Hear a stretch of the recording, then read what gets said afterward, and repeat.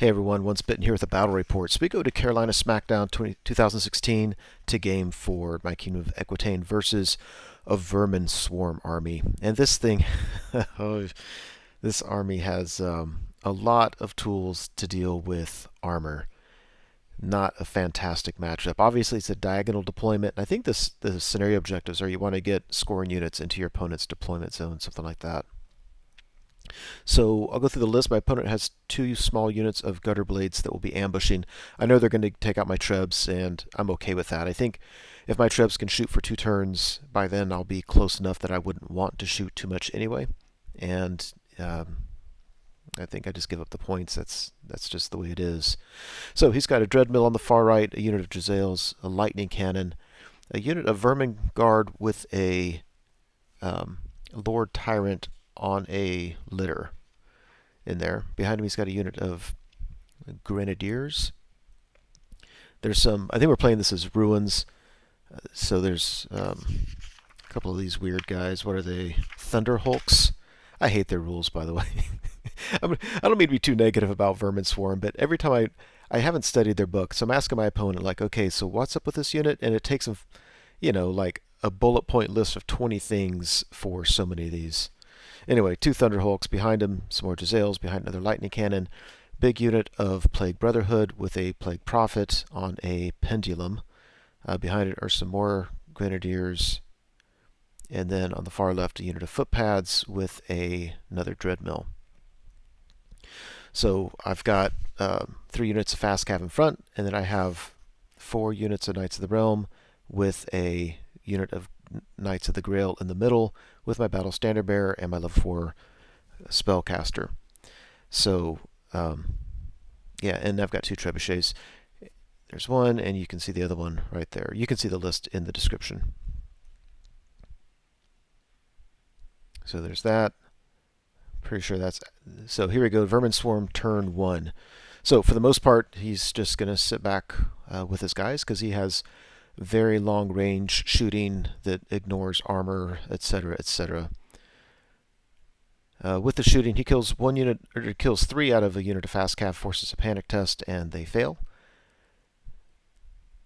And his Dreadmill on the left, just because of the way it rolled, he was closest to his own unit, shot, killed a few of them, forced a panic. I think their leadership 6, whatever it is, but they passed their panic test. And otherwise, the shooting does that. Looks like kills 4 guys in the rightmost unit and 1 guy in the second one. I can't complain too much about round 1 shooting. He's got 2 lightning cannons, 2 units of Giselles, 2 units of Grenadiers, and let's see, that's only 6. I remember counting up, he had 9 units that shot. Oh, because it's both of his Dreadmills and then his Footpads also shoot. So I was teasing about having 9 different units that shoot because the shooting phase took a long time. It's not that losing 4 knights a turn is that bad. Actually, it's not bad at all. It's just that I felt that I got really lucky and only lost 4, and I don't have too much time to play around. All right, we go to the Kingdom of Equitaine turn 1. I take the 2 units of Fast Cav and block up his main troops. So if he wants to charge them, he can, and then I'm just hoping to get just many charges. At this point in the game, if you look on the left, the Fast Cav, I actually wasn't trying to redirect that unit so that I could get a unit of Knights into their flank, although that's always tempting. Really, I was mainly focused with getting my Battle Standard Bearer into the front of the units so that he could direct his attacks towards the Pendulum, because that thing's stubborn, and I think my BSB is the only thing I have that can take it out. My opponent does have an Assassin, and that I know that I'm confident is either in the Pendulum's unit or in the General's unit. Anyway, there's that. Fast Cav Rally is kind of funny. And other than that, I'm not sure anything much happened in the shooting phase or the magic phase. We go to Vermin Swarm turn 2. So, kind of bad news. I moved up aggressively on the right, allowed his Dreadmill to come charging in where you see it. That's just, I don't know what I was thinking. He didn't really need that much to get there. I'm not worried about it in the long run. It's just that it's holding up 2 units of Knights because of how I have things positioned. So not the end of the world, but certainly not ideal. He went ahead and charged his Plague Brotherhood into this unit of fast cav. After combat, yeah, he kind of fluffed. He only killed 2 knights, so that was fine. I thought about reforming to take him out of my flank, and then I'm thinking, you know what? I've got that unit of knights on the right, which, by the way, has now been cut in half. They're going to charge in. I think next turn, if I don't kill it, I'll at least break it from combat, and I want to be able to pivot my second unit, the units in combat now. I want to be able to pivot it and charge, and if I reform now, I'll have to reform then, and I won't be able to charge. Yeah, so it looks like that. After combat, that unit did its thing. I went ahead and let a spell off, which gave him Frenzy, because I was thinking for, well, whatever. I'm not too worried about the Plague Brotherhood's attacks. I like that it does some wounds at the end of the magic phase. I don't know. I say I don't know. I mean, I don't know if it was wise or not. I take that back. I think I stopped that spell and he got another spell off. And in hindsight, I'm like, I should have let that spell go through. That way, at least, you know, he's killing his own rats. We go to Kingdom of Equitaine turn 2. And although this is not necessarily ideal, the only thing I can think to do is to triple charge knights into his Plague Brotherhood. And again, at this point in the game, I'm thinking, take your Battle Standard Bearer, and he's got Devastating Charge, Thunderous Charge. He's strength 7 on the charge, therefore. High weapon skill, beat it on 3s. And then every wound I do does D3 wounds and gives me extra attacks. I think my Battle Standard Bearer is the only thing I have that could kill that thing. My concern is I know he has an assassin, and I don't have champions in my Knight of the Realm units. So I do have a champion with the Grail Knight. So I'm thinking, okay, where is he going to put the assassin? If the assassin goes first and he can put him here on the right, he'd kill my BSB. Oh, all the dilemma. Well, it turns out he couldn't attack the BSB. He couldn't put the assassin somewhere where the BSB was at risk because he had command group there. And I didn't know that anyway. That's just him being honest about what he can and can't do. So we'll cover that more later. But I thought that looked pretty cool. I think we had several people come by the table at this stage. Thought that was pretty cool. These knights charge that. I'm happy enough with how this turned out. I mean, I lost a couple knights to the Dreadmill that first time around. But, I mean, he couldn't shoot at him, so, I mean, whatever. They're going to lose a couple knights anyway. I thought I'd take that picture, just really liking how that's looking. And, by the way, when I took these pictures, I had yet to move my fast cav. I moved them over to the left to redirect his main unit. I was just so excited about these charges. After combat, over here, yeah, we beat the Dreadmill in combat, and it broke. You can see where it is. And we decided not to pursue it because I had repositioned my fast cav, and his general's unit could kill the fast cav and overrun and hit my knights, and didn't want that, of course, so I just left them where they were. We go over here. In hindsight, I made a tactical error, but it wouldn't have mattered anyway. But basically, when I asked my opponent what the Pendulum does, and 85 minutes later, when he's finished reading the list of rules for the damn thing, I decide that thing is fairly well equipped to kill my Battle Standard Bearer. He puts the assassin on the far left. He issues a challenge with the Plague Prophet on the Pendulum, and in a moment of weakness, I accepted the challenge with my Grail Knight champion. So what we have here is they're going to be, no matter what I do, I'm not going to kill that thing. I'm going to win combat. He's going to be stubborn on the general's leadership of 7 without a BSB reroll. So I just let's just do that. Let's just win by a ton and hope he fails his 7. In hindsight, I really should have accepted the Battle Standard Bearer and hoped that the BSB could take it out. You notice there's a green token there. I actually had a wound I could have absorbed, and I decided not to. I decided to keep it around to protect my BSB in the next round of combat, just in case.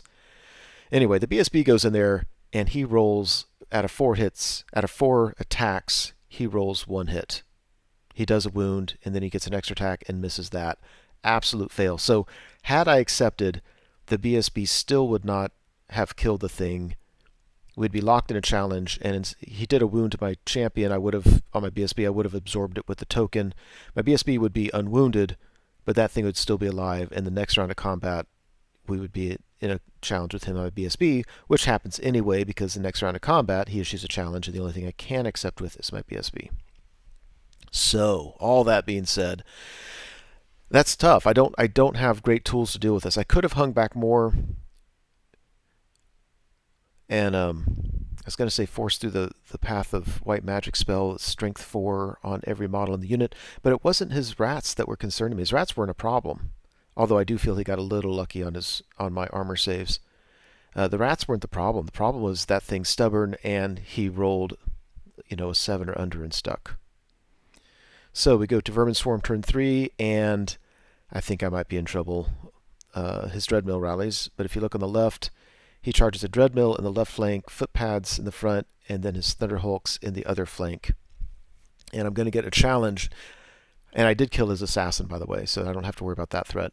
But I'm going to be in a challenge with his Pendulum and my Battle Standard Bearer, and my concern there is a couple things. One, I've got 3 attacks, strength 4, he's toughness 5. I don't want to wound him, because if I wound him and he makes an armor save, that's an automatic hit on my BSB that ignores armor. And then he just has 2d6 attacks. He's just got like tons of little attacks. I'm really worried that my BSB is at risk. I think he should hold out, but now I think it's going to be an issue where I'm going to lose combat and I should be steadfast.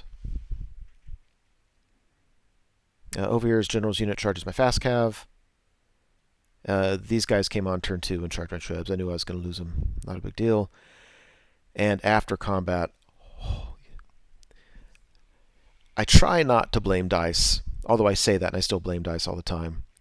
This was freaking insane. His Dreadmill came in there and just slaughtered pretty much the whole unit. I was failing saves left and right. He just absolutely obliterated me. And I think I was steadfast with 1 unit of knights, and they broke anyway. My BSB was killed in the challenge with the Plague Prophet. I mean, just everything that could go wrong went wrong, and we are ever so royally screwed. We are boned. God. Yeah. So we go to my turn, and I think on the left that Dreadmill is in combat with that unit of knights. I rally the knights that are there. If you look on the right, my small unit knight's been in charge of the Dreadmill that has 1 wound left. I'm trying just to kill it real quick. At the end of the day, there's not a whole lot I can do. So the thing dies. Over here, he charged in. This time, he decided to flub his attacks, so I was able to reform.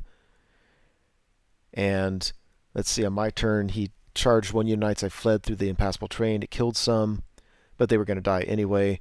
And then he, I think he redirects, and now he's in combat with the same unit as the Dreadmill. His Thunderhulks and his General's unit charges the Grail Knights. They're immune to psychology, so I can't flee.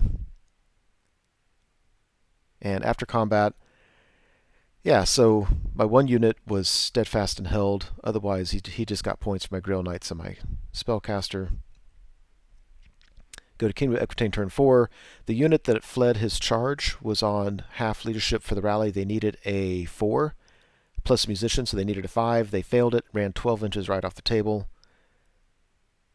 This combat, we have some fun rolling dice. Nothing really happens. And at that point, I'm like, we're running tight on time. There's 2 turns left. You've tabled me except for 1 knight unit, and you're easily against the knight unit. I give you full points.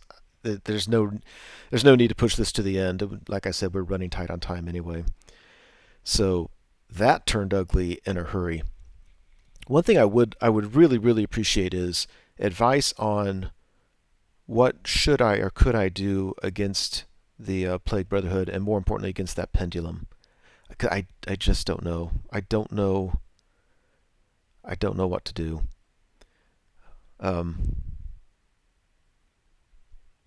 Yeah, so I have no idea. I mean, I think I could still take the BSB, I accept the challenge with him, and I try and hope to get lucky. But I think even with average rolls, the thing has 5 wounds. With average rolls, I might kill it, but that's still a pretty high percentage of not killing it. And at that point,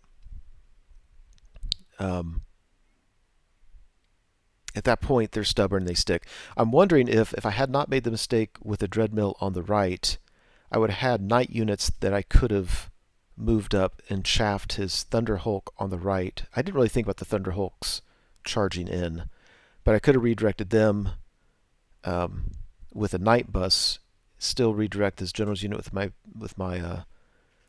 um, with my fast cav. Maybe something like that. Anyway, I don't know. If you have any ideas, I would love to hear it, because otherwise, if I face this same list again, I'm not sure what I would do differently, and obviously I need to do something differently. Anyway, that's it. Thank you so much for watching the video. I truly hope you enjoyed it. As you know, YouTube has a variety of functions you can use to interact with videos such as this. You can like or comment on the video, you can favorite it, you can share it, and of course you can subscribe to the channel. And I encourage you to do any or all of those things as a way of interacting between viewer and producer. As always, I appreciate your patronage on the channel and wish you all the best.